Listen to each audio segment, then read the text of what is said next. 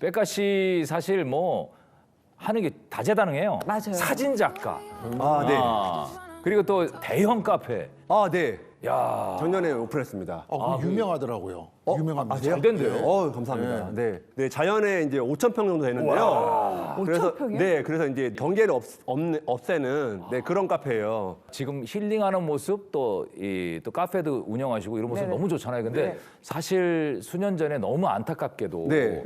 건강이 좀 안 좋았었어요. 맞아요. 네, 맞아요. 예, 그래서 더 힐링에 관심을 갖지 않았을까. 맞습니다. 그런 생각이. 네. 그 얘기 좀 혹시 뭐 상처가 안 된다면 해줄 수 있나요? 아, 네. 그때 제가 이제 2009년이니까 20대 때인데 네네. 사실 전 너무 건강하다고 생각을 했는데요. 갑자기 이제 좀 몸에 힘도 많이 풀리고 네. 자꾸 이제 정신을 잃고 막 그래가지고 어느 날 이제 교통사고가 났어요, 제가. 근데 예. 그래서 이제 엑스레이를 촬영하는데 의사 선생님께서 네. 뭐 딴 것도 찍어보자. 뭐 CT 그런 거 찍자 그런 거예요. 네, 그래서 찍었는데 갑자기 또 MRI를 찍죠. 예.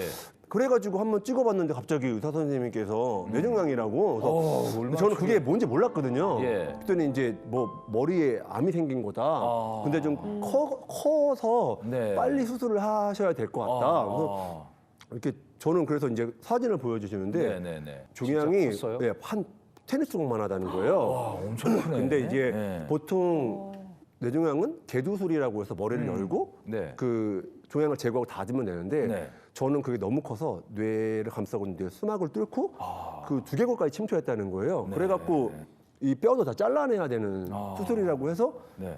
무섭잖아요. 그쵸. 근데 뭐 너무 그거 안 하면 죽는다고 하니까 네네. 했죠. 그래서 네, 20대였잖아요. 네네네. 그래서 건강해졌죠 지금은. 너무 다행이다, 진짜 진짜. 근데 그때 이후로 약간 조금 네. 좀 말하는 것도 좀 이상해졌다고 사람들이 하더라고요. 아유, 그렇지 않아요. 예, 그래요? 예, 네. 예. 야, 이게 뇌에 사실 테니스공만한 종양이 있었다는 게 사실 저도 떠올려도 너무 무서운 일일 것 같은데 이거 심각한 상황이 맞는 거죠?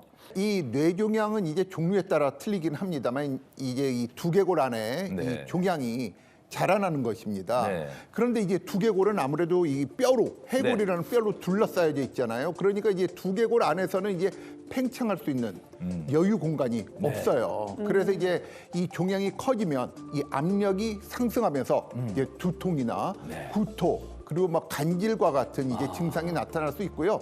백가 씨도 아마 두통이 되게 심하지 않았었나요? 네. 그렇게 심하진 않았고요. 아, 그래요? 조금 있었어요. 아니 이렇게 심각한 네. 상황이었는데도 별로 아프지 않으셨고 그냥 두통이 좀 있었다라고만 네, 네, 했잖아요. 네, 맞습니다. 어떻게 네. 보면 왜 전화 위복이라는 말이 그럼요. 접촉 사고가 오히려 맞아요. 다행히 그것 잘된 때문에 거네요.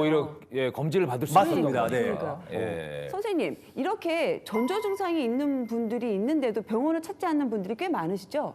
굉장히 많습니다. 얼마 전에도 13살 아이가 계속 두통을 호소한다고 어머니께서 데려오셨는데요. 손해에서 야구공만한 뇌종양이 발견된 겁니다.